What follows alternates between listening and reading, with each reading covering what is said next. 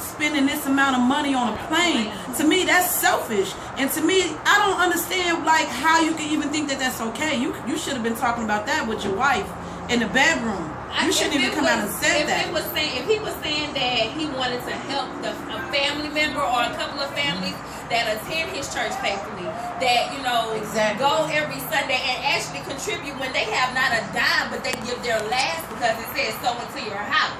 If he was saying that he was going to help out those families, you know, help, maybe they need food or maybe they need, you know, their kids need school clothes or whatever the case may be, then yeah, I agree with, you know, donating so we can help needy families or even help out the community. But to buy a $60 million plane, that's very selfish. Build some businesses in the neighborhood. How about you buy up these businesses that all of these foreigners are coming over and putting in their neighborhoods? How about you buy Kroger and put food in there that our families need to be eating? How about you buy these restaurants instead of having fried chicken everywhere I look, instead of having soul food everywhere I look? They invest in their money, and excuse my language, they worry about the wrong shit. If you can't see that our people is in trouble and you worried about how you flying, to me that's not fly. Yes. That's selfish. I can't respect that. The religious industry, and I say industry because even church is a business. It is. Back on your transactions and your tithes. The religious industry is a $3.1 billion industry. I don't mean to disagree with you, but beyond Creflo Dollar, hell, Billy Graham been doing it for a while. You right. Joel Osteen been doing it for a while. You right. Joyce Meyer's been doing it for a while. But guess what? Neither one of them look like me.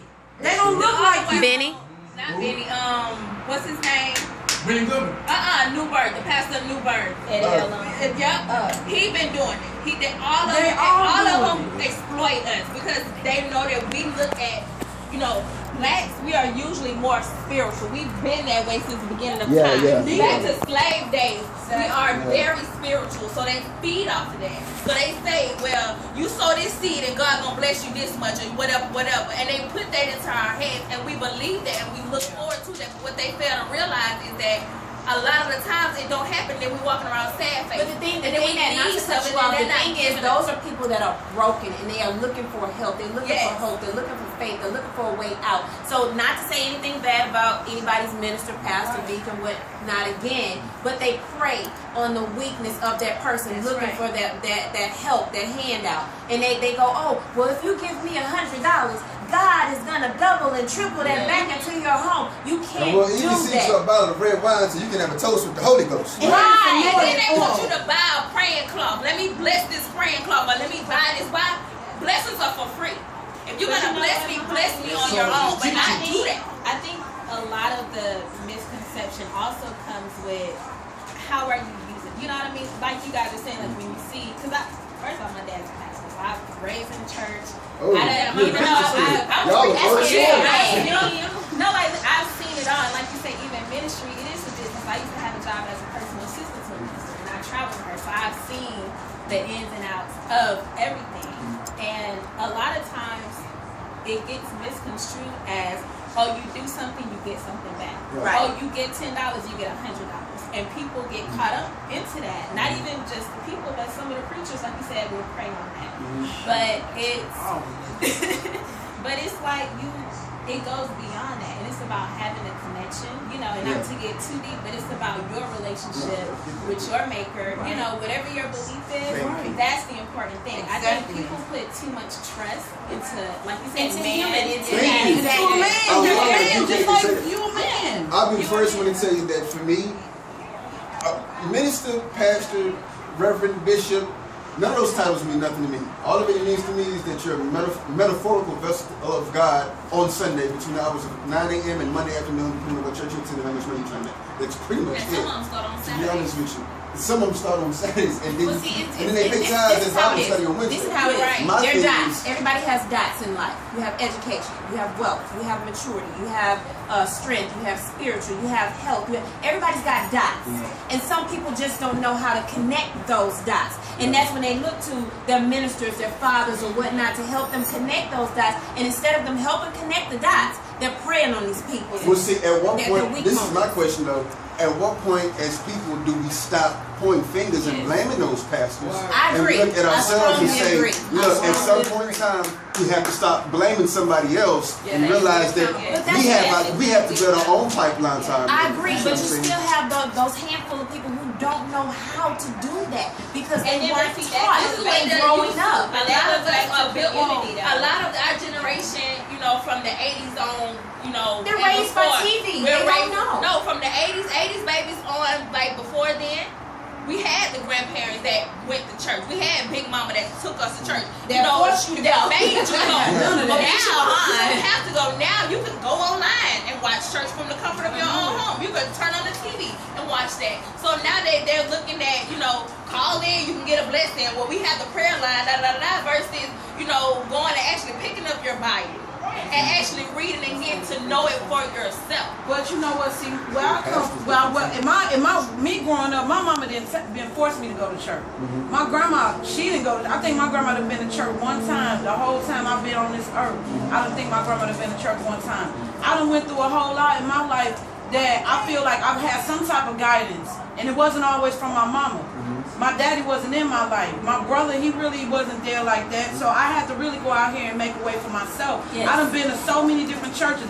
So I've been baptized at least 3 or 4 times. I done been to Muslim churches. I done been to Buddhist churches. I done been to Unitarian churches, and I noticed that all of them have a certain type of creed or a certain type of way of doing things. And out of all of them, the only churches that prayed on money is the ones that black people were speaking at. I went to a Buddhist church. The only thing that they wanted from me was my mind. They wanted me to be able to sit back and concentrate and meditate. They didn't ask for nothing. The only thing they asked for was donating my time. It was a friendly place. It was peaceful. Everybody showed you love. Wasn't nobody asking about no money. All they was talking about was peace. Unitarian churches, they didn't mention God not one time there. I don't even know what got me to this place. But they sang and they were happy, and I was the only black person there with blonde hair, and they showed me so much love. Wasn't nobody looking at me. So what I think is that it goes so much further than religion. It goes with self. I had to figure out on my own that I have to make my own way and have my own relationship with the Creator. Right. I don't need another man to tell me who I need to love and what I need to read in order for me to be guided. God instilled in us direction as it is. We have little voices. That's why you have a conscience. If you're lost somewhere, we don't really even need a GPS to teach us how to get there because it's already in our minds to teach us that we're going the wrong way.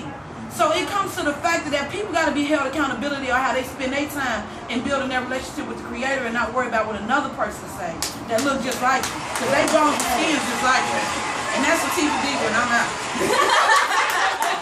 Yes.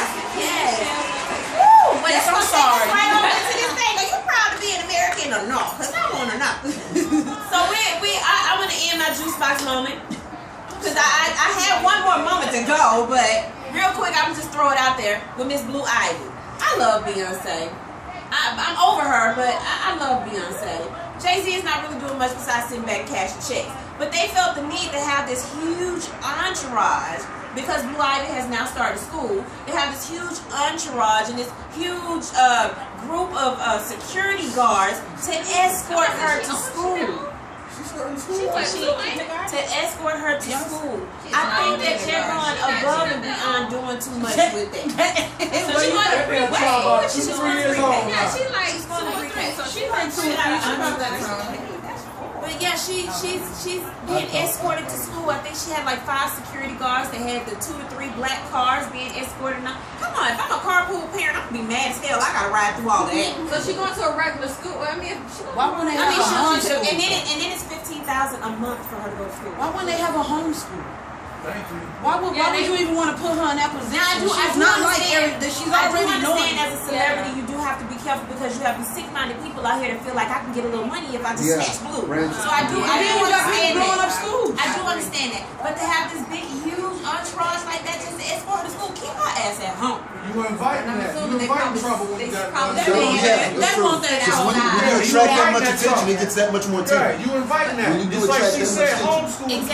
Exactly. Just homeschool her. Well, anyway, that's been Miss Mo's Juice Box Moment of the Week. Juicy. So I like to hit those nerves on certain topics.